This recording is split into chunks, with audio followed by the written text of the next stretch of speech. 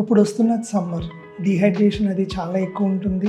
శరీరంలోంచి చెమట రూపాన నీరు శాతం ఎక్కువ బయటకు వెళ్తున్నప్పుడు చాలామంది నేను మళ్ళీ నీళ్ళు ఎక్కువ తాగితే తరచుగా బాత్రూమ్కి అది వెళ్ళవలసి వస్తూ ఉంటుందని చెప్పేసి చాలామంది అవాయిడ్ చేస్తూ ఉంటారు.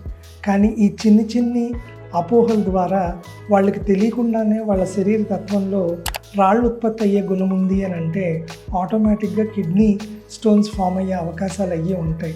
సో బాడీకి కావాల్సిన మినిమం రిక్వైర్మెంట్ ఆఫ్ వాటరు, కొబ్బరి నీళ్ళు, చిలికేసిన మజ్జిగ, బార్లీ నీళ్ళు తీసుకున్నప్పుడు ఉన్న రాళ్ళు బయటికి రావడానికి సులభంగా ఉంటుంది.